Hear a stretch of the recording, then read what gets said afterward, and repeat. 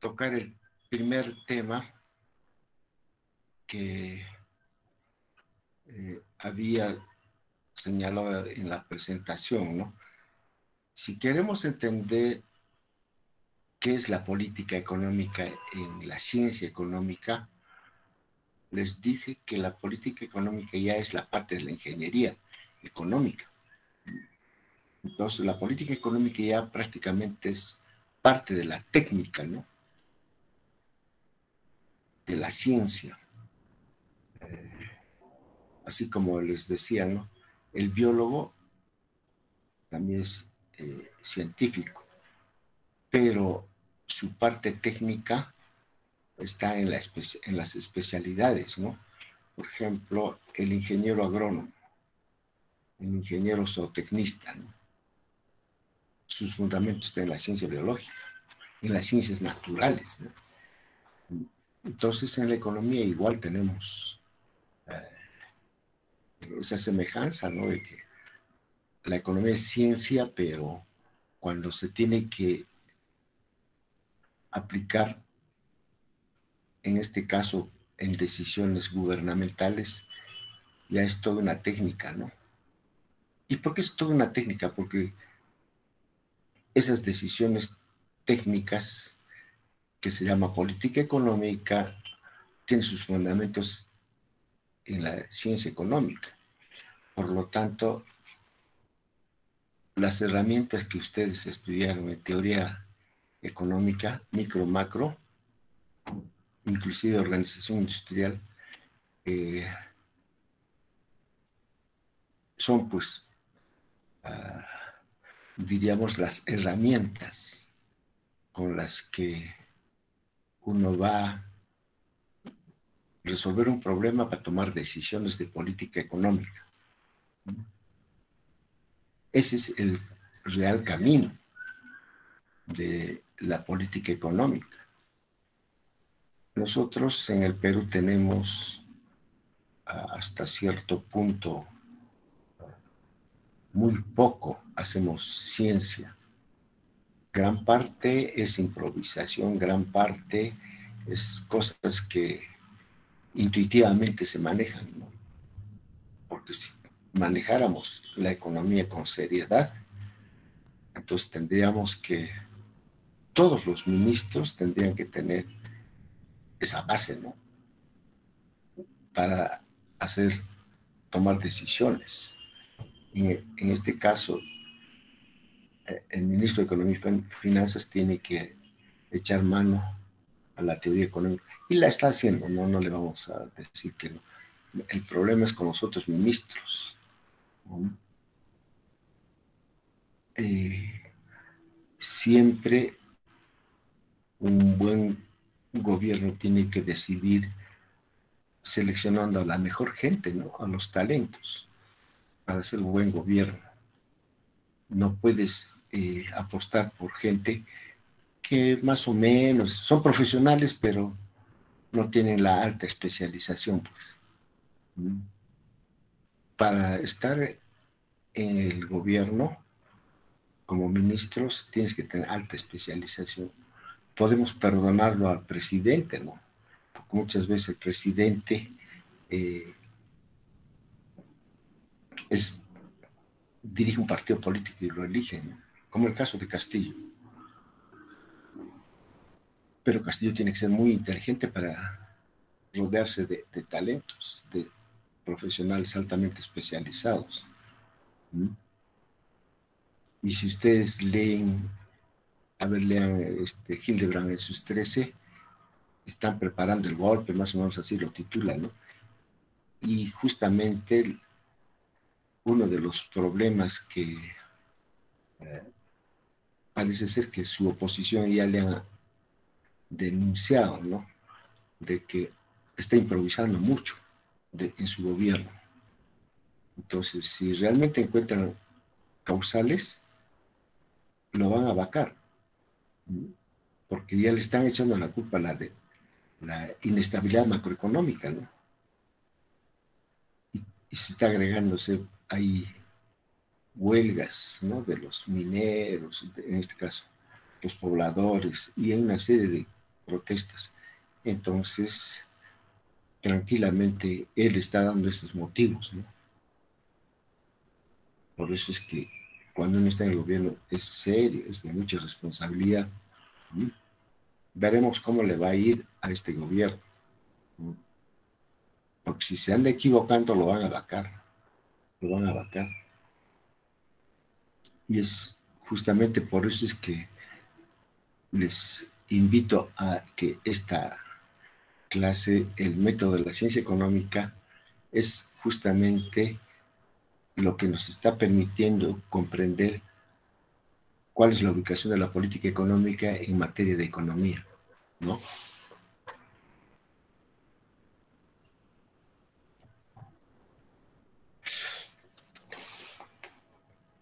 Eh, Empiezo con una anécdota real, ¿no? La anécdota es que hace más de 20 años, pongámosle 25 años, me iniciaba de docente,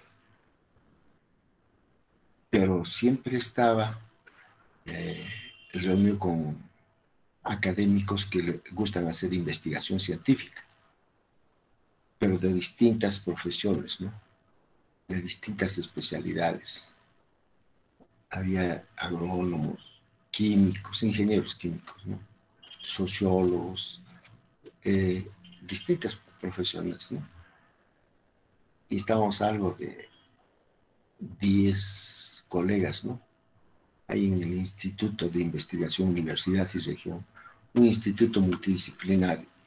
Entonces, antes de iniciar la reunión, un colega me estaba ya prácticamente esperando porque una vez que se sentó, a boca de jarro me preguntan, Wilfredo, anoche mencionó un canal extranjero, ¿no? Vi un programa extranjero donde estaba ahí, bueno, era una conversación seguramente de especialistas, ¿no? Pero la pregunta era de que uno de los entrevistados mencionó que la economía no era ciencia, algo así más o menos que es más técnica, ¿no? Que ciencia. Y uh, eso, como esa boca de jarro, la pregunta me sorprendió, ¿no? Porque no lo había madurado la respuesta. Entonces, lo único que señalé es que todos los premios Nobel cada año reciben un premio por su contribución al nuevo conocimiento en el campo de la economía. Entonces, por ahí dije, y también como para que me entiendan, ¿no? La respuesta dije, habría que ver en qué contexto ha comentado ese señor, ¿no? Aunque Mario Bunge, un filósofo que hace 4 años falleció, o hace 3 años, hace poco, Mario Bunge, pero lo conocen ustedes por sus libros, ¿no? También él decía que cuando estuvo en el Perú, le preguntaron y él comentaba que la economía, la administración de empresas y la contabilidad no eran ciencia. Podemos aceptar de contabilidad que efectivamente más está en el campo técnico, ¿no? Y también hay un peso mayoritario en la administración de empresas. Pero en economía, desde el saque siempre es ciencia social, ¿no? Entonces, eh, decir que cada año siempre hay aportes al conocimiento quiere decir que por eso se le está premiando por el conocimiento. Entonces, hay ciencia, porque la ciencia está produciendo nuevos conocimientos, ¿no? Entonces, ahora hay que responder. Y la pregunta para ustedes también va, ¿no? Si les preguntas, oye, la economía no es ciencia, ¿cómo le responden ustedes? Porque ya están ustedes en ciclos superiores, ¿no? Pero pueda que se dé ese caso, ¿no? No, la economía no es ciencia, ¿no? Es técnica, ¿no? Entonces, ¿qué cosa es? Para que sea ciencia hay que reunir ciertas condiciones, ¿no? Hemos dicho que una teoría es un sistema lógico general, no siempre es operacional. Este es el caso de la teoría del conocimiento, en todos los campos. En la teoría del conocimiento es un sistema lógico. Aunque no siempre es operacional, dice, ¿no? Pero es un sistema porque está interrelacionado, pues, ¿no? Para hacerla operacional, porque como decimos que es un sistema lógico, aunque no es operacional, porque eso es justamente la esencia de la economía, ¿no? Para hacerla operacional tenemos que tener las herramientas. Entonces, ese conocimiento de la ciencia económica hay que hacerla más operativa, ¿no? Para que se convierta en herramienta y con eso podamos resolver problemas, ¿no? Entonces, para hacerla operacional se necesita introducir un conjunto de supuestos auxiliares que sean lógicamente consistentes con la teoría. Entonces, los supuestos auxiliares. Así la teoría se transforma en un modelo. Eso es importantísimo, porque las ciencias son proposiciones generales. Por eso ya ustedes se habrán hecho alguna vez una pregunta, ¿no? Cada año salen nuevos premios Nobel, ¿no? Con nuevos conocimientos, aportes. Pero se preguntarán ustedes, ¿pero por qué los profes no enseñan? Si hay un nuevo aporte ya nos deberían estar enseñando. Y justamente la explicación es que todavía esos conocimientos son un sistema lógico, aunque no siempre es operacional, no siempre. Puede haber también otras teorías que sí ya se pueden manejar, ¿no? Pero en la mayoría de los casos todavía son sistemas que no están sistematizados para hacerlo operacional. Entonces, cuando hay aportes al conocimiento científico, hay otros académicos, principalmente de las universidades norteamericanas, otros académicos que hacen, agarran esas teorías de los premios Nobel y los sistematizan en términos de modelo. Entonces, ese modelo sí ya se puede observar, se puede medir, se puede operacionalizar. Y no tengo que más explicar. Todos vuestros libros de micro, 1, 2, macro, 1, 2, son modelos. Pero alguien ha tenido que sistematizarlo y llevarlo a un libro de texto. Entonces, sí se puede enseñar ya de un libro de texto, ¿no? Es mucho más fácil. Pero eso demora.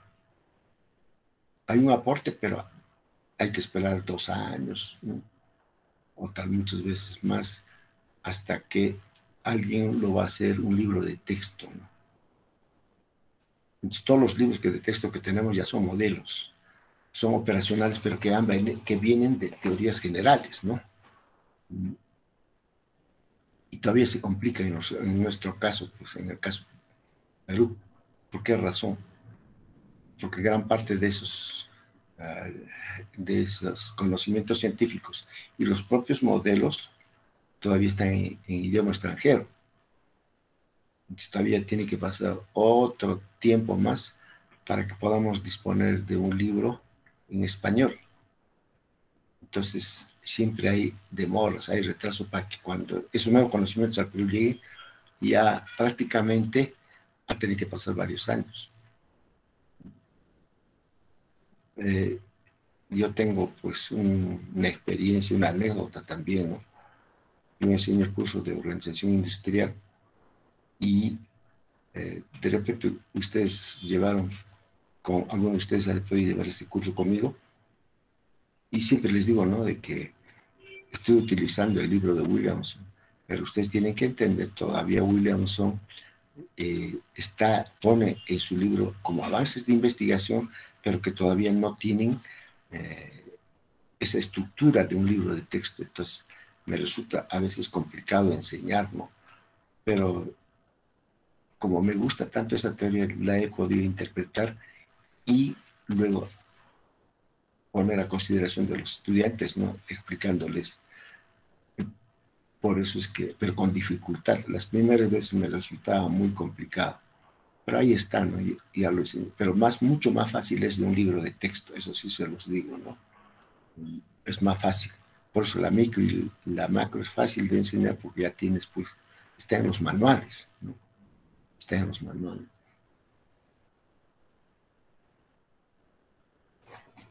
Entonces hay que transformar la teoría en modelos. Esa es la idea, ¿no? Ahora vayamos, para que un conocimiento sea científico tienes que cumplir reglas. ¿Cuáles son las reglas fundamentales del conocimiento científico? Se cita a Karl Popper, ¿no? El modelo es entonces un sistema lógico que contiene reglas prácticas para acercarse al conocimiento científico. Karl Popper dice que toda ciencia se define como un sistema de proposiciones y que cito a Figueroa, ¿no? Él es peruano, docente en la Católica, ¿no? Y él es el mejor exponente del el método hipotético deductivo que Karl Popper aporta. ¿Y quién lo maneja en la ciencia económica? Es este doctor, porque tiene trabajos de investigación, tiene publicaciones, tiene libros utilizando el método, el hipotético deductivo, ¿no?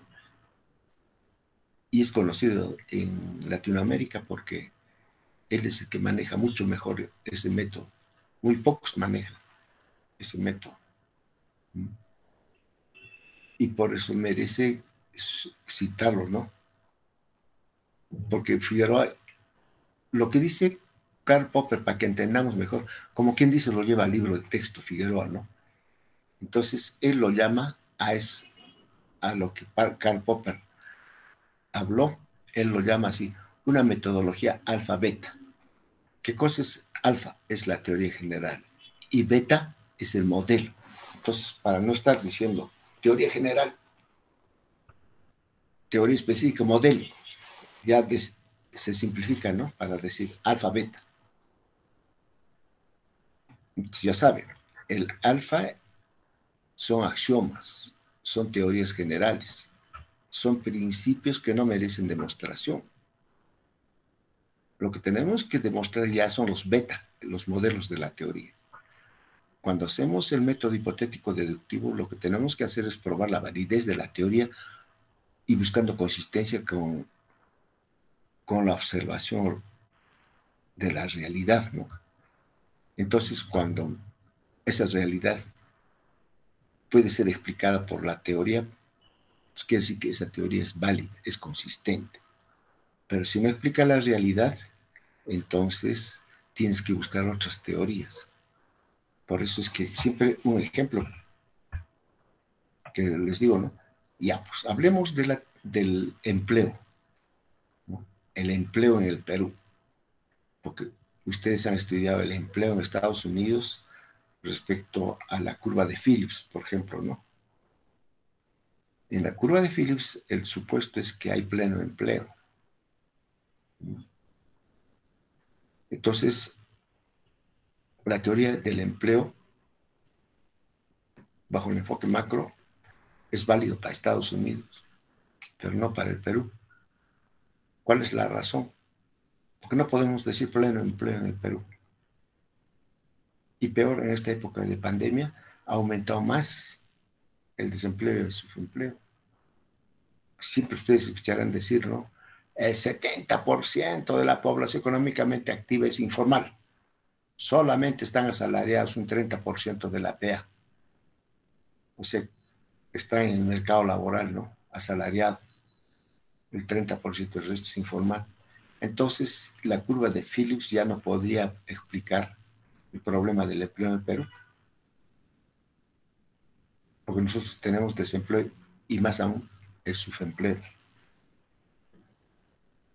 Entonces, ¿se dan cuenta? No podemos utilizar todas las teorías así como decimos a rajatabla, ¿no? Tenemos que probar todavía la consistencia de su validez de esa teoría. Y para probar su consistencia, muchas veces hay que levantar los supuestos de la teoría, bajo determinados supuestos, como para que se pueda explicar, analizar, porque la importancia del empleo del modelo es que nosotros podemos predecir, primeramente explicar y luego predecir, para eso es. Sino, ¿cómo explicas? ¿Cómo analizas un problema? Si no tienes la herramienta. Y la herramienta son los modelos. Con esa herramienta es que tenemos que analizar problemas. Por eso es que yo tengo que necesariamente arrancar con esto del método del conocimiento científico para llegar a la política económica.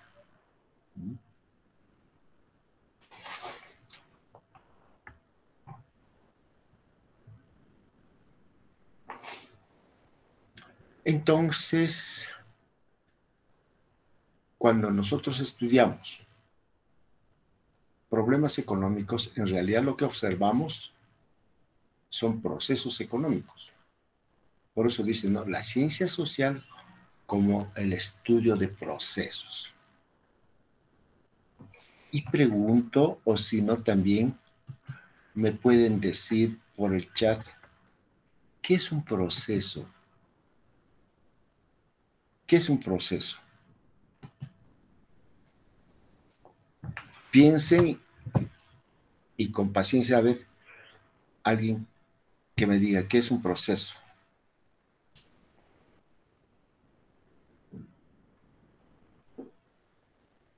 Profesor, ¿podría ser un conjunto de fases de un hecho? Ajá, eso está mejor. Muy bien, Yolanda. No son, podríamos, fases no es fácil, pero sí dijiste algo interesante, un hecho, o sea, algo que se ha realizado, ¿no? Es un hecho, por eso siempre decimos, ¿qué estudia la ciencia económica? ¿No? ¿Qué observa? ¿Qué observa, no? Entonces, a veces salimos del apuro diciendo problemas económicos, pero ¿en qué consisten esos problemas, no? Entonces, otras veces decimos hechos económicos, que también ese es válido, ¿no? Pero lo mejor es decir procesos. Tal vez es lo mejor que podemos decir en el campo de nuestra profesión, ¿no? Los procesos. Y la vamos a explicar un poquito más adelante de manera más extensa, ¿no? Porque primeramente vamos a plantear sobre qué es la ciencia económica, ¿no? Y ya en algún momento lo menciono que son proposiciones, son enunciados, ¿no? Esas proposiciones, esos enunciados, y, por ejemplo, la teoría de la producción, ¿no? La teoría de la producción justamente es una función de producción, ¿no es cierto? Que la cantidad de producción depende de la mano de obra, de capital, depende de otros insumos, decimos siempre, ¿no? Pero generalmente en la función de producción hablamos capital y trabajo. Esa función de producción viene, pues, se deriva de un proceso económico. O sea, las actividades que intervienen dentro de ese proceso para producir papa, hay un conjunto de actividades previas, ¿no? Entonces, eh, la tierra, por ejemplo, ¿no? Y de qué tamaño, ¿no? Ahora, cómo está ubicado, ¿no? Sobre qué nivel del mar, etcétera, ¿no? Por eso el proceso define el proceso de producción de papa en la sierra. el proceso de producción en la costa, porque no son los mismos los procesos, ¿no? Porque cada uno tiene distinta organización y también el producto es distinto. No es lo mismo consumir ahorita, ayer, antes de ayer, no, compraba papa y me dicen, compra papa para freír. Entonces, claro, para freír, ustedes saben que son otras papas. La papa blanca, por ejemplo, ¿no? O la papa que se utiliza con el pollo a la brasa, ¿no? Pero tú no le puedes poner allí esa papa, la compis, la guairo, la papa amarilla, porque esas papas se preparan de otra manera, ¿no? Entonces cada uno tiene su propio proceso, ¿no? Y sus actividades también pues, son distintas. Por eso es que hay que enunciar proposiciones, ¿no? Un enunciado. También vamos a ver eso por ejemplos, ¿no? Como ejemplos. Entonces, estas proposiciones es el enunciado pues, de la teoría, ¿no? Cuando les pregunto, a ver, define usted qué es la economía, ¿no? Entonces, muchos seguramente me van a decir, estudia las relaciones de producción, ¿no? Y las relaciones de producción y las relaciones de distribución, etc. Eso es un enunciado, ¿no? Pero tiene que estar, ahí dice, estar formuladas ordenadamente. Cuando les dije producción de papa, hablamos de procesos, tienen que estar ordenadas. B, establecer relaciones entre objetos. Esto es la diferencia en la ciencia económica, por ejemplo, cuando ustedes estudian en matemáticas, también estudian modelos, ¿no es cierto? Pero esos modelos son puramente mentales, ¿no? Y también están relacionadas, por supuesto, pero puramente mentales. Ahí dice, ve, establecer relaciones entre objetos, pero son puramente mentales. Así te dice el matemático, ¿no? X función de Y sub 1, Y sub 2, Y sub 3. Todavía hacen matrices, en álgebra lineal todavía mucho más, ¿no? Pero son puramente mentales. Pero como matemáticas son ciencias, por eso se llaman ciencias formales, ¿no? Pero en economía no puede ser así. En economía tiene que estar relacionada entre objetos, porque la ciencia económica es fáctica, es real. Se tiene que hablar siempre en términos de variables observables que se puedan cuantificar. Pues allí el de hecho mismo que ya les he puesto el ejemplo, ¿no? Producimos papa, eso se observa. ¿Y cómo se relaciona esa producción de papa? Se necesita tierra, se necesita agua, se necesita semillas, se necesita herramientas, etcétera, etcétera. Esas son relaciones entre objetos. Y miren nada más, hablemos de la papa blanca. En la costa se cosecha, me dicen 40,000 kilos, ¿no? Aunque le meten bastante agua, pesa, pues, ¿no? Pero es la papa blanca. Entonces, hay relaciones, pero la tierra está en la costa. En cambio, cuando la tierra está en la sierra, también va a haber relaciones entre objetos, pero el producto y la organización es distinta. Y también las productividades. ¿Por qué? Porque se utilizan distintas técnicas productivas y todo depende pues, de la productividad, ¿no? Tanto de los insumos, de todos los insumos, incluida la mano de obra, ¿no? Entonces, siempre esta relación entre objetos, la ciencia económica es real, observable. No hay abstracciones como en las ciencias formales, como son las ciencias exactas, ¿no? Las matemáticas. C, tener un criterio de validez. Claro, ese criterio de validez está sustentada pues, en los hechos reales. Tú no puedes investigar hechos que no son reales. Por ejemplo, ¿no?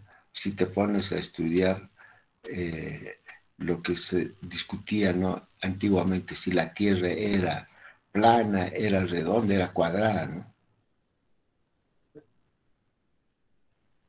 Allí, en esos siglos, todavía no tenían todo el conocimiento que se tenía ahora, entonces se especulaba, ¿no? A tal punto que decían muchos, ah, ese criterio de validez, ¿no? La Tierra es plana. Ah, es plana. Entonces, ¿dónde está sustentada? Sobre una tortuga, decían, ¿no? Y esa tortuga, ¿dónde está? Se sostiene sobre otra tortuga, ¿no? Entonces, todo era especulativo, ¿no?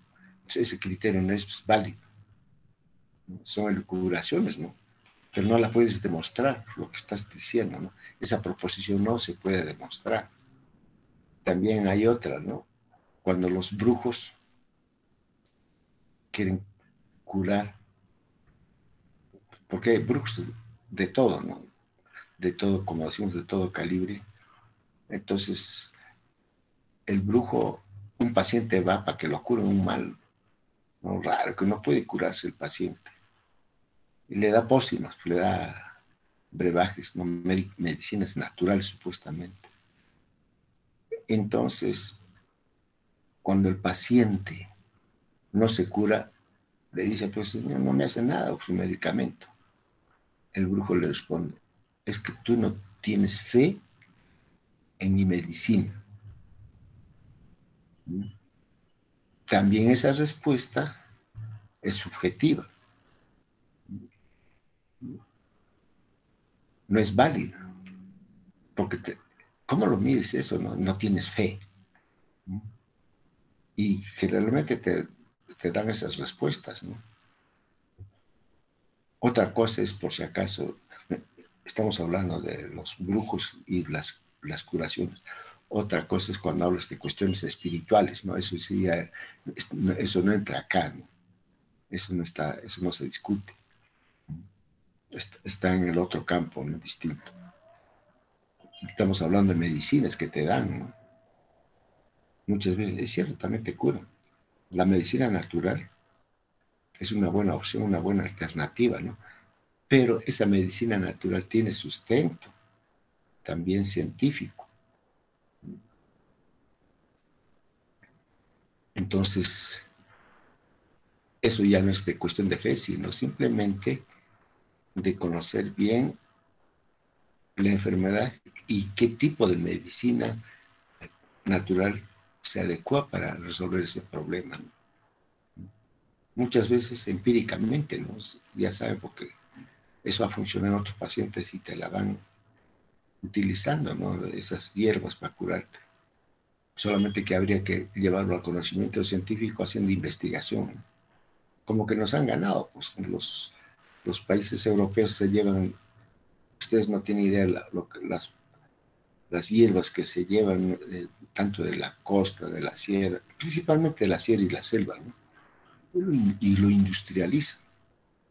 En cambio, nosotros teniendo eso no hemos sido capaces de industrializar. ¿Por qué? Porque todavía la investigación científica está en pañales en el Perú, ¿no? Y de ahí la importancia de hacer investigación científica, que se tiene que promover para salir del subdesarrollo y para salir también de nuestras mediocridades que tenemos en nuestra sociedad, ¿no? Eh, entonces hay que cumplir el ABC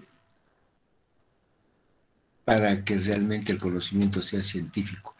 A ese mi colega que me preguntó, la economía no es ciencia, tendría que haberle respondido en este sentido, porque este ordenamiento ABC es válido para todas las ciencias. Y lo único que me tocaba decir es, en la economía también se cumple ese orden, ¿no? se tiene proposiciones y hay un orden. Por eso se dice que es sistemático, ¿no? Es un sistema. Porque ahí está ABC, ¿no? Es un sistema. Por eso ahí dice, ¿no? El ordenamiento de las proposiciones deben ser lógicas, antes que taxonómicas o lexicográficas. Eso también es distinto. Lo taxonómico es para los biólogos, ¿no? En general para los de las ciencias naturales. En cambio, eso no es válido para la economía, ¿no? Tampoco puede ser lexicográfico. A, B, C, D, nos estamos refiriendo a ese orden, ¿no? Porque el ordenamiento en la ciencia económica es lógico. Por eso que nosotros, cuando hablamos del carácter epistemológico, también podemos ver el ordenamiento lógico, ¿no? Y ese es el orden. El que les dije, alfa, beta, es un ordenamiento lógico. ¿Por qué razón? Porque el beta es el modelo, ese beta modelo se deriva del alfa, y no al revés. Siempre los betas se derivan de alfa. A eso llamamos orden lógico.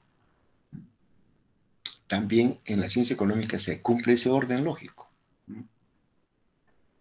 Por otro lado, debe obedecer los requerimientos de un sistema lógico, requisito que incluye un conjunto finito de proposiciones primarias o axiomas y las reglas de inferencia para deducir una proposición de otra.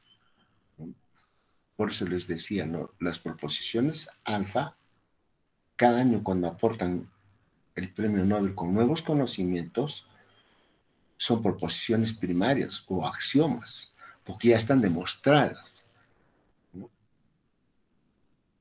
Entonces, lo único que tenemos que hacer es utilizar esos axiomas, esos principios, para poder aplicar en la realidad. Pero no se puede dar ese salto directo. Todavía hay que derivar esas proposiciones primarias o axiomas en modelos. Por eso les decía, ¿no? En Estados Unidos, por ahí salen todos los libros de texto. Todos los libros de texto están ahí, ¿no? Y cuando una fecha yo leí, utilizaba yo cuando ya me iniciaba de docente, entonces utilizaba, en ese momento todavía utilizaba el libro de Ferguson, norteamericano, pero también que venía de una universidad notable, ¿no? De Estados Unidos. Y por ese entonces también apareció otro libro de microeconomía de un chileno, Fontaine, ¿no? Entonces, como les digo, recién me iniciaba, un chileno, entonces está más próximo al Perú. Esta teoría debe ser más próxima, más realista para el Perú, porque Chile, igual que nosotros, no hay mucha diferencia, decían, comparada a Estados Unidos. Y empiezo, pues, ¿no? Quería utilizar como libro de texto para los alumnos. Empiezo a leer, a revisar, y era un fraude.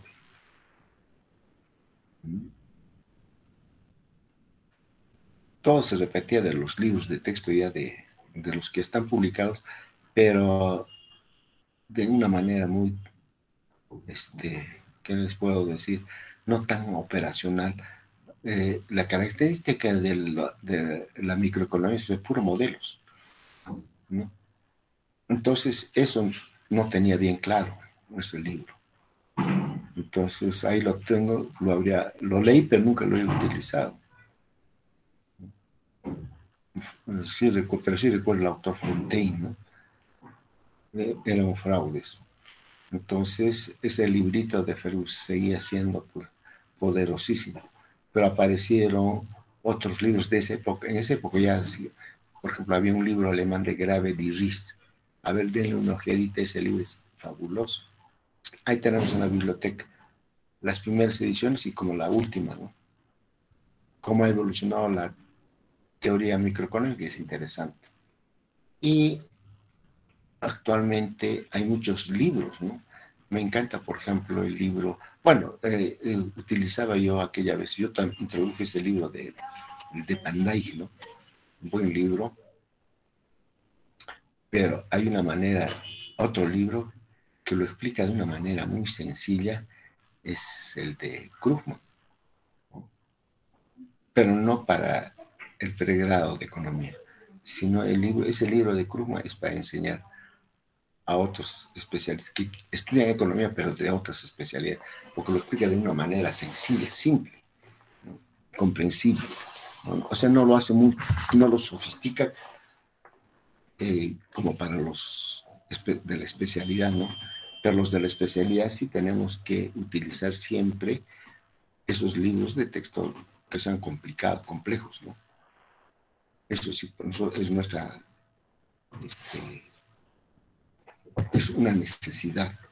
Que lo leas a pluma y puedas también complementar muchas cosas. Bienvenido, porque efectivamente es un buen libro, pero es un libro eh, como para que puedan estudiar también otras especialidades, ¿no?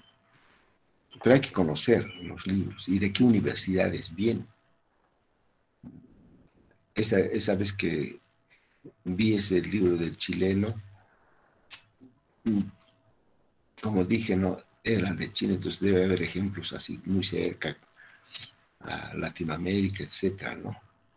Pero no, no me convenció realmente, ¿no? No me convenció. En cambio, los libros de texto que, por ejemplo, uno que me gusta mucho, también utilicé bastante, es el libro de microeconomía. ¿De quién es este? Bueno, ya me olvidé, pero utilicé eso. Bueno, en algún momento voy a recordar, porque también lo voy a comentar acá en el curso, por eso es que estoy tratando de recordar de ese autor, pero en su momento oportuno lo vamos a mencionar. Proposiciones lógicamente correctas, ¿no? Aquí viene lo que les decía, pues, ¿no? De las matemáticas, ¿no? Las relaciones entre los objetos pueden referirse a dos tipos de objetos, las mentales y las fácticas. En las mentales, ¿no? O sea, en el primer caso, las relaciones se dan entre ideas, ¿ves? Lo que deriva en las ciencias formales. Puramente ideas es por las matemáticas, ¿no? Son puramente formales. Hay orden lógico, pero no es fáctico. Es pura idea, ¿no? Entonces, por eso muchas veces a mucha gente, a muchos estudiantes no les agrada mucho, ¿no? Porque generalmente siempre nos gusta ser objetivos, ¿no? Y cuando estás ahí haciendo elucubraciones puramente mentales que quedan en la idea, aburre para muchos, ¿no? Pero nosotros sí tenemos que, sí o sí, conocer esos modelos matemáticos, porque se utiliza mucho en economía, ¿no? Se utiliza. En el segundo caso, o sea, cuando son fácticos. En el segundo caso, las relaciones se establecen entre elementos del mundo real, lo que deriva en las ciencias fácticas. De allí que las proposiciones deben ser lógicamente correctas solo como condición necesaria, ya que debe cumplirse la consistencia entre teoría y realidad, pero en forma sistemática. Esto que les decía, ¿no? Fáctico es porque hay consistencia entre la teoría y la realidad. Para que sea válida esta teoría, tiene que tener la capacidad de explicar la realidad. Si esta teoría no explica esta realidad, entonces no sirve esa teoría. Hay que buscar otras teorías, porque esta teoría puede explicar en otras realidades, más no la nuestra. Entonces, por ahí también se tiene un conjunto de herramientas, conjunto de teorías que tienes tú la facilidad de escoger qué teorías quieres manejar para explicar un hecho. Eso que decía vuestra compañera, el hecho, ¿no? O el proceso económico.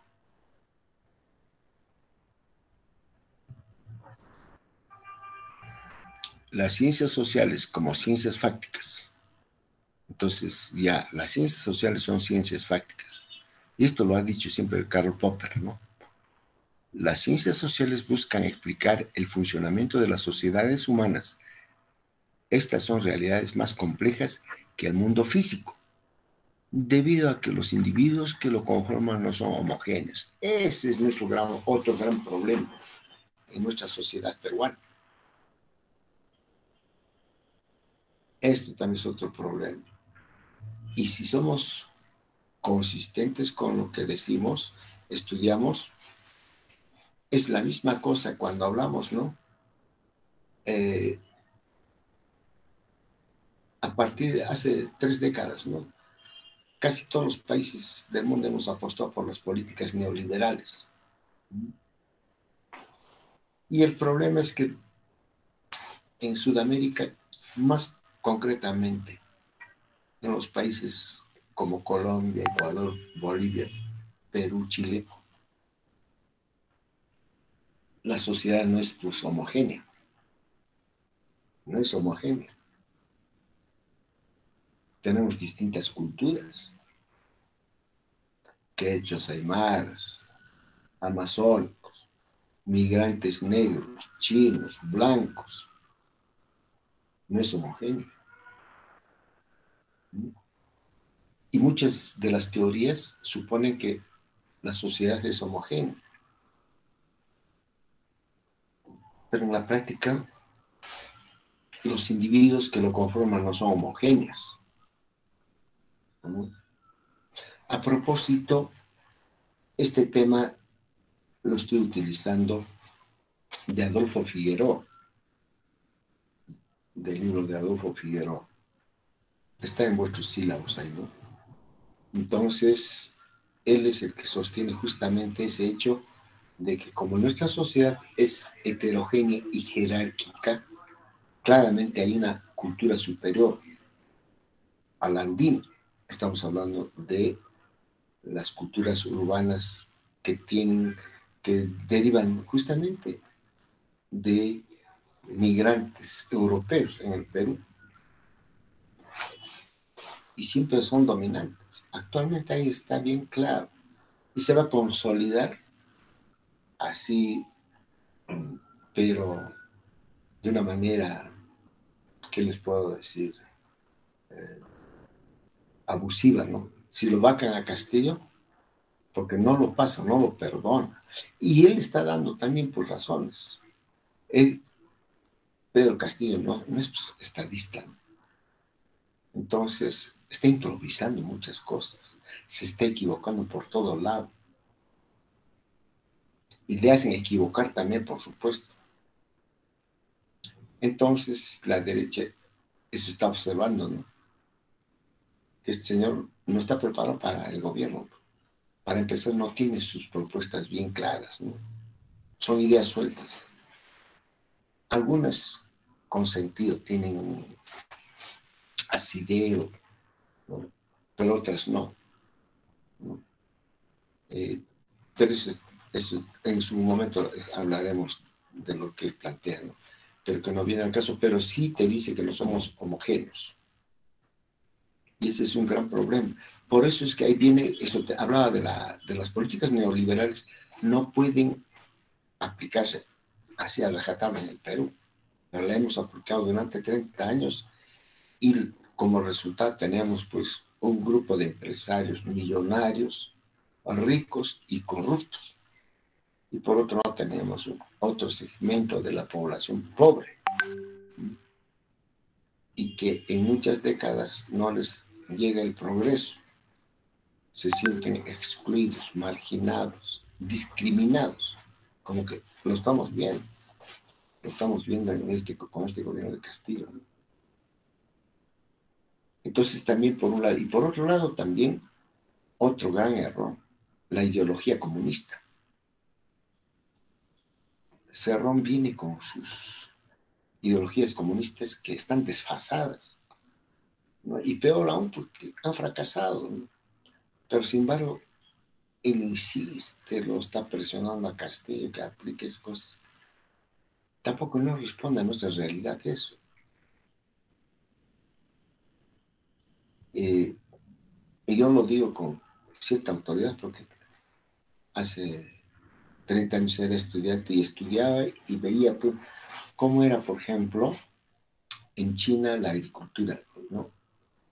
Cómo era en Rusia la agricultura y cómo es el Perú la agricultura. En China y Rusia la sociedad es casi homogénea, no hay problemas interculturales.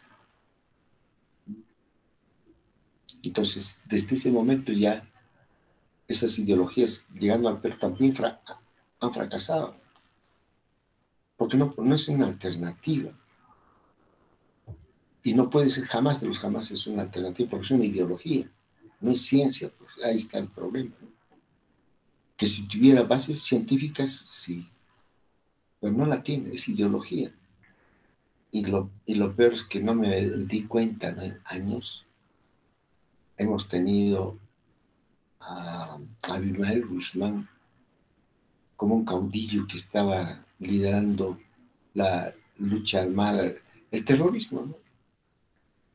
Pero nunca ha escrito una hoja, porque si ustedes vieran, revisaran, ¿no? Cómo se dio la Revolución Rusa, Lenin tiene muchos escritos. Por ejemplo, yo leí de principio a fin este libro él tiene pues sobre la agricultura, ¿no? En Rusia, tiene no recuerdo su título, lo leí. Todos tenían publicaciones, ¿no? El mismo Mao, todos tenían eso, tenían publicaciones, tenían proyectos, para que su pensamiento pueda ser leído por la población, pues, ¿no? En cambio, Abimael Guzmán nunca ha escrito. Entonces, ¿quién iba? Y me pongo a pensar, ¿no? ¿Qué hubiese sido si llegaba a la presidencia este señor? Lo hubiese destruido todo el Perú. Porque no tenía pues, un modelo de qué cosa, qué proponía, ¿no? Y eso es lo que tenemos que aprender también. Siempre criticamos, pero cuando tú le dices, ¿y qué propones? Están en la calle. Ahí está por sus discursos de Castillo eran bastante, supuestamente, entre comillas, revolucionarias, de extrema, todo eso. Están ahora en el gobierno. ¿Qué proponen? No tiene propuesta. Las ideas son sueltas. Por ejemplo, ahora está hablando de la nacionalización, estratificación del gas. Eso se debe debatir, discutir, pero él tendría que haber planteado con fundamentos, bases científicas, es por qué queremos. Y sí se puede, por supuesto, pero no tienes nada, ni una hoja escrita para el debate, pues, para la discusión, ¿no? Tiene que ser así. Ahora, una nueva constitución, tienes que decir qué cosas quieres cambiar en la constitución. Fácil es decir, no, esa constitución es neoliberal, que no podemos. Eso cualquiera lo dice, pero ¿qué propones? ¿Cuál es la alternativa a eso, a esa constitución? No la tiene. Pero si te aman, te dice que hay que cambiar, no. Tienes que proponer. Necesitamos, cambia la constitución en estas cosas, en estas cosas. O si decimos, todo se cambia, pero con esta propuesta.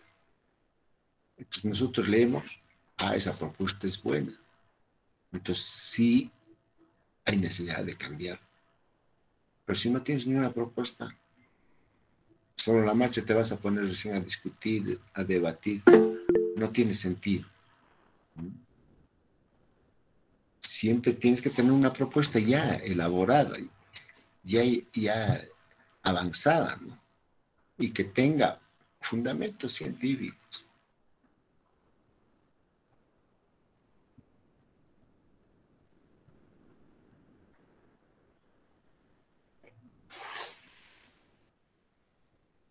Buenas noches.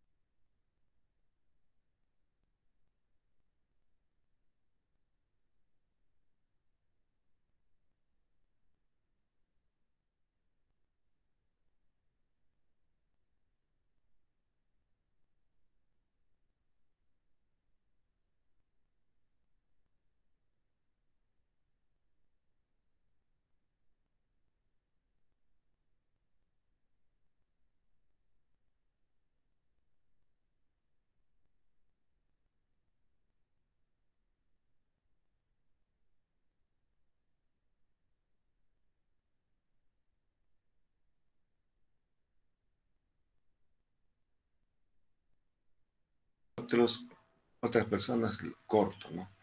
Pero hay otras que no se pueden. Ahí estamos en comisiones y tenemos que coordinar actividades. Por esas razones. Muy bien. En todo caso, continuando con nuestra clase, hablábamos del proceso y hablábamos de los elementos. Todavía no decimos variables. En el proceso son elementos que intervienen. Y decía, el tractor, por ejemplo, ingresa y sale después del proceso. Pero el agua, la semilla, por ejemplo, entran y ya no sale en el proceso. El agua se transforma, se queda ahí. La semilla se transforma. Entonces hay elementos que en el proceso cambian y otros se mantienen, ¿no? La mano de obra, la tierra, las máquinas se mantienen. En cambio, el agua, la semilla, los abonos, etcétera, eso sí, cambian, ¿no? Entonces, eso es importante en el proceso. Por eso es que cuando se lleva del proceso a la función de producción, mayormente ponemos como ejemplo la máquina, ¿no? El capital, la mano de obra, ¿no? O la tierra. Porque en los otros elementos ya es más complicado, ¿no? Como ejemplo. Pero sí se tiene en el proceso, tienen que estar todos los elementos que intervienen, toditos, no puede faltarte una. En cambio, en la función de producción podemos hacer una abstracción y ceteris paribus. Ya no analizamos ni la semilla, ni el agua, ni los fertilizantes, solamente nos interesa, por ejemplo, la tierra, el trabajo o el capital, ¿no? Entonces, por eso hacemos abstracciones ya en la función de producción. Pero en el proceso sí se debe observar todos los elementos. Entonces, está con negrita, lean bien. Una ciencia social está interesada en explicar el resultado de un proceso. Entonces, los elementos endógenos del proceso constituyen el objeto de estudio. Los elementos endógenos constituyen el objeto de estudio. ¿Cuáles son los elementos endógenos? Por ejemplo, la papa es el elemento, la cosecha de papa, ¿no? Endógeno. La cosecha de maíz es endógeno. La pregunta sería, por ejemplo, hablemos del proceso o las actividades del turismo. ¿Cuáles serían los elementos de la actividad turística? Si la llevamos a un proceso.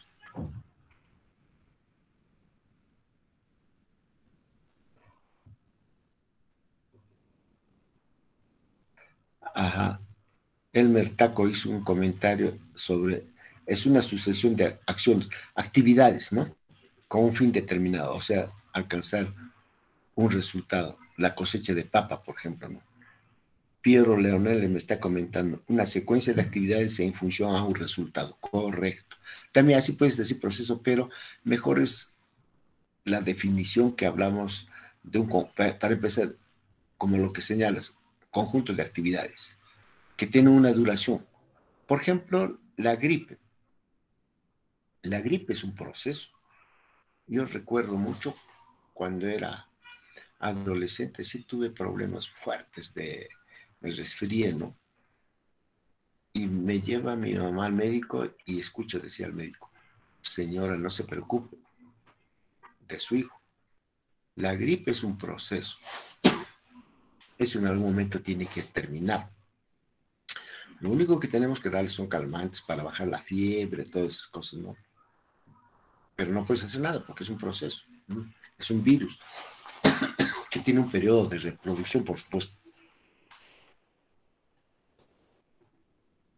Así se establece, ¿no? Entonces, tenemos que entender bien qué cosa es el proceso. Bueno, había preguntado, ¿y qué preguntaba? Era importante.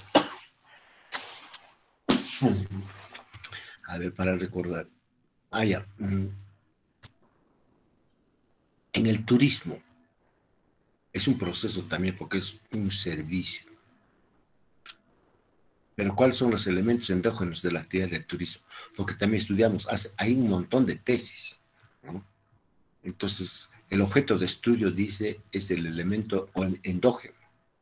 Pero ¿cuál es el elemento endógeno en la actividad del turismo?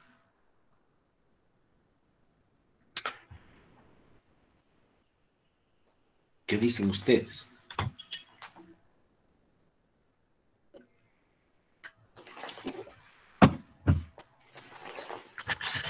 Adquirir un paquete turístico, profesor.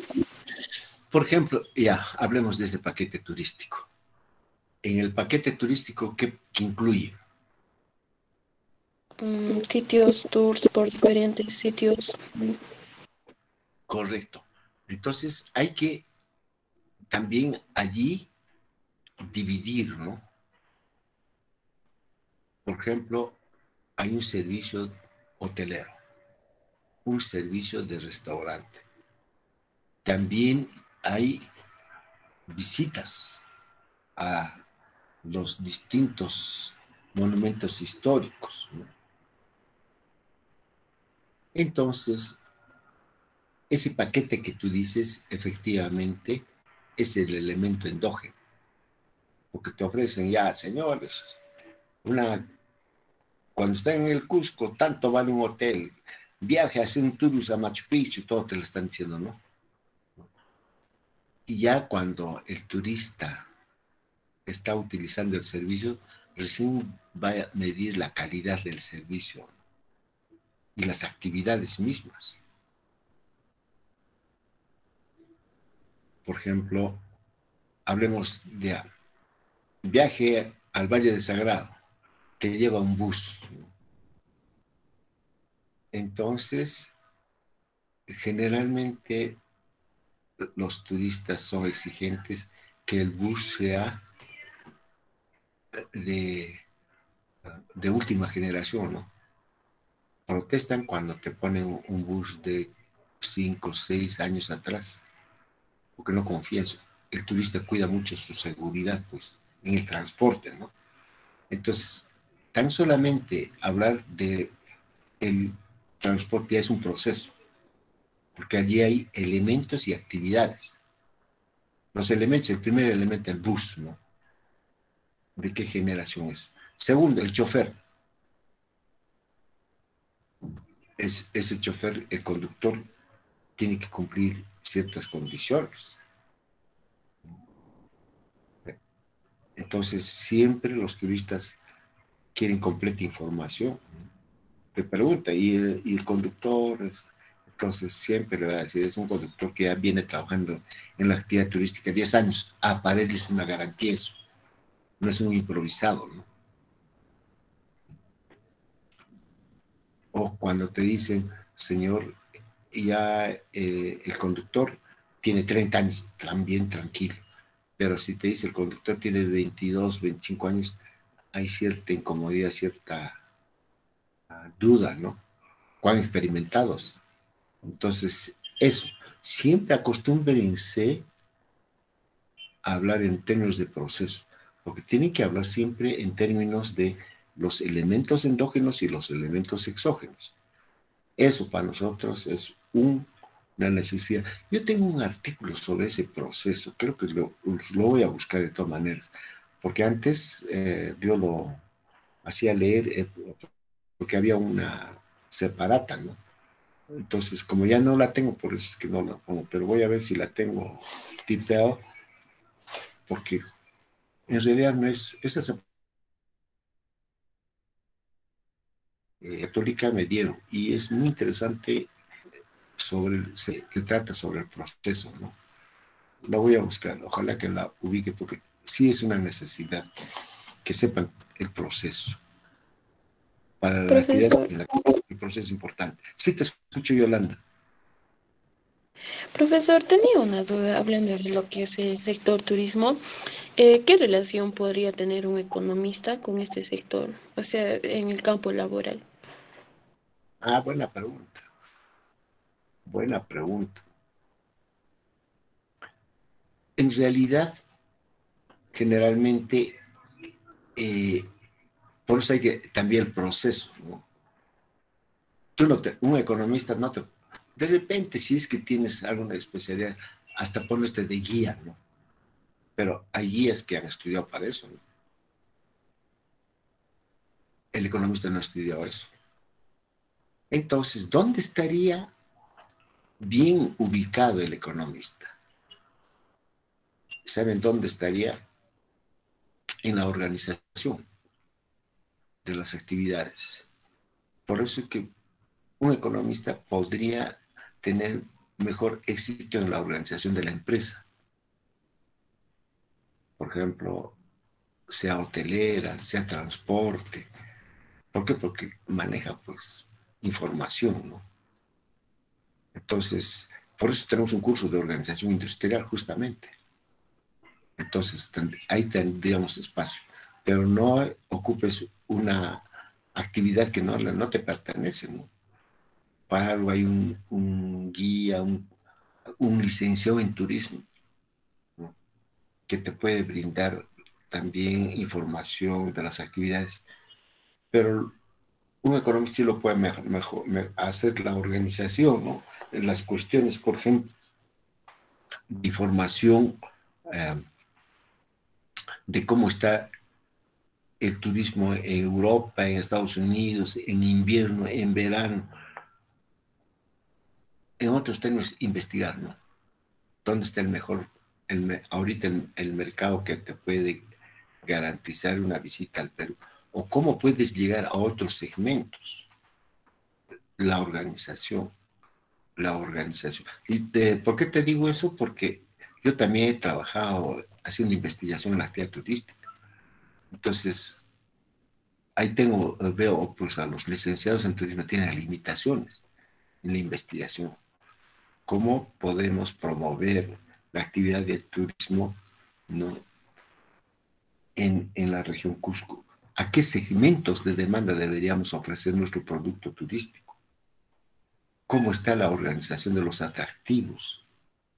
Entonces, nosotros generalmente hacemos esa investigación de mercado, porque la actividad turística está pues en el mercado y hay que estudiar el mercado. ¿Mm? Las grandes empresas turísticas tienen por su economista, ¿no? En cambio, las pequeñitas de acá, del Cusco, uno mismo lo está dirigiendo, ¿no? Y además, a veces no necesitan ser licenciados en turismo, están ahí. Tienen una inversión en su bus, una inversión en hoteles, están ahí. Aún así, también la gestión de la empresa también lo puede hacer un administrador o también un economista, ¿no? Por eso es importante entender el proceso, porque es un conjunto de actividades. ¿Qué actividades? ¿En qué actividades podría participar en mejores condiciones el economista? ¿No? Por ahí la importancia de actividades, ¿no?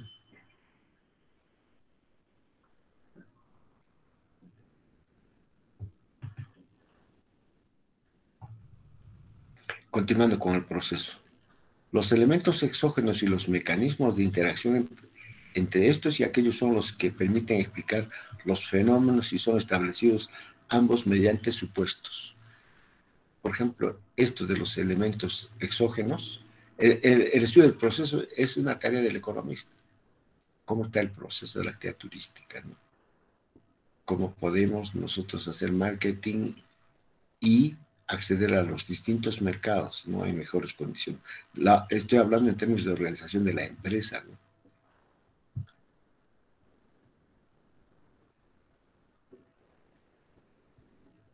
La reducción de la realidad a un proceso abstracto es entonces realizada mediante supuestos. Esto es mediante la construcción de una teoría. Y nosotros estamos en mejores condiciones, el economista, ¿no? En la construcción de una teoría, de un modelo teórico sobre la actividad turística. Entonces, más está en el campo del análisis para el economista, la investigación. Y eso te da poder, te da poder. Una teoría toma los elementos exógenos, aquellos que se supone que son factores esenciales. Entonces, la teoría toma los elementos exógenos. Por ejemplo, hablando siempre de turismo, ¿no? ¿Cuáles son los elementos exógenos en el proceso de la actividad turística? Si el servicio, el precio de la actividad y la cantidad son endógenos, ¿cuáles serían los elementos exógenos? Eso que les decía, pues, ¿no? Por ejemplo, segmentos de turistas. Y eso empíricamente lo conocen los turistas, en cambio nosotros los economistas lo conocemos a través de la investigación científica. Por ejemplo, no es lo mismo tener turistas de verano y turistas de invierno. Generalmente los turistas de verano en el Cusco son turistas sudamericanos. En esos periodos de verano, o sea, estamos hablando de enero, febrero, marzo, tenemos la visita de sudamericanos. Vienen turistas del Brasil, Argentina, Chile. En cambio, en invierno nos visitan americanos y europeos, mayoritariamente, ¿no? También en los meses de enero, febrero, vienen europeos, americanos, pero en menor proporción, menor cantidad. Mayoritariamente son sudamericanos. Entonces, cuando tú conoces al turista de invierno o de verano, tienes que saber ofrecer tus servicios. ¿De qué manera? Entonces, tienes que conocer qué tipo de turistas. Ese es un elemento exógeno. La reducción de la realidad a un proceso abstracto es entonces realizada mediante supuestos. Pues ahí están los supuestos, ¿no? Esto es mediante la construcción de una teoría. Entonces, cuando digo turista de invierno, ya es un supuesto, pero tienes que explicarlo teóricamente. Igualmente, si es un turista de invierno, tienes que explicarlo teóricamente. Entonces, los supuestos son teoría, no es simplemente una creación. Te imaginas un supuesto, no, estamos hablando del modelo y el supuesto. Por ejemplo, en los supuestos del modelo de turistas que visitan al Perú, no te vas, no, aunque ya vienen ahora turistas chinos, ¿no? Pero antes muy poco. Ya, no puedes estar poniendo turistas africanos, ¿no? Porque si vienen turistas, por ejemplo, que son negros, son americanos, pero no son africanos. Entonces tú no puedes en tu modelo construir. Y todo el mundo visita el Cusco, ¿no? El supuesto es que solamente nos visitan europeos, americanos, sudamericanos, más no los africanos. Y en mínima cantidad los asiáticos. Aunque ya están llegando bastante, pero ya mínimos, ¿no? No están, pues, relativamente comparados a los otros, ¿no? Entonces, eso tienes que conocer. ¿No? Y también hay países que están, que por falta de información y conocimiento no nos están visitando al Cusco. Tendríamos que hacer marketing, por ejemplo, estoy pensando, ya la Unión Soviética ya tiene también ingresos per cápita altos, entonces hacen turismo. Entonces, ¿cómo lo traes a un turista ruso? Tienes que darle lo que va con ellos, entonces tienes que investigar cuál el turista, cuáles son sus gustos y preferencias de un turista ruso. Hay que investigar. Y el que tiene mejores herramientas es pues, justamente el economista, porque nosotros hacemos estudios de mercado, tenemos las herramientas de estructuras de mercado. Conocen, estudian los de turismo, los de administración, pero no con la dimensión o la profundidad con la que nosotros manejamos, ¿no?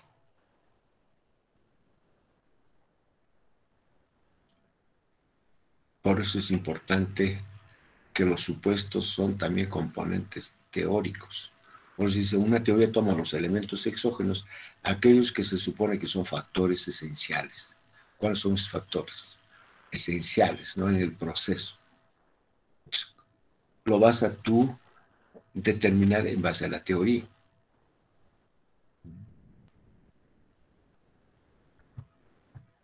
Y ahí tienen esquemáticamente, ¿no? A través de un diagrama. Eso que hemos dicho, ¿no? Tiene un horizonte temporal, ahí está, T sub 0, T sub 1. El proceso tiene un comienzo y un final. Es un proceso. ¿Qué elementos ingresan, qué elementos salen? X, Y. Entonces ahí están los elementos exógenos, X.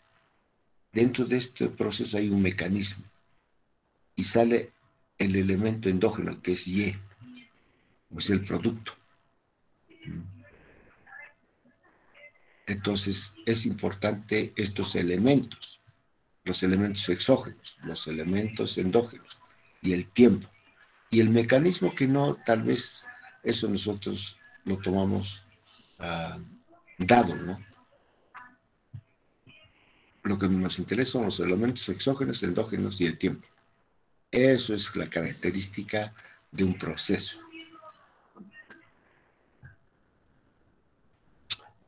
Muy bien.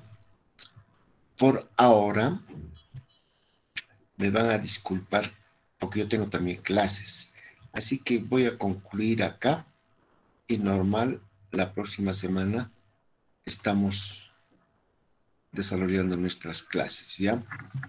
Para la próxima semana veré qué podemos estar leyendo, pero avanzaré un poquito más para tener elementos que hay que también paralelamente estar estudiando.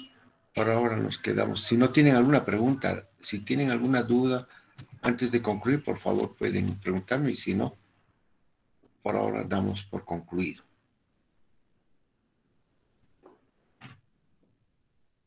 Muy bien, señores alumnos. Entonces, hasta el próximo lunes. Muchas gracias por su atención. Hasta el día lunes, profesor. Hasta el viernes, Yolanda. Hasta el lunes, profesor. Hasta el viernes. Hasta el lunes. Muy bien, Yuri. Hasta el lunes, profesor. Adiós, Abel, con hasta el lunes. Adiós con todos.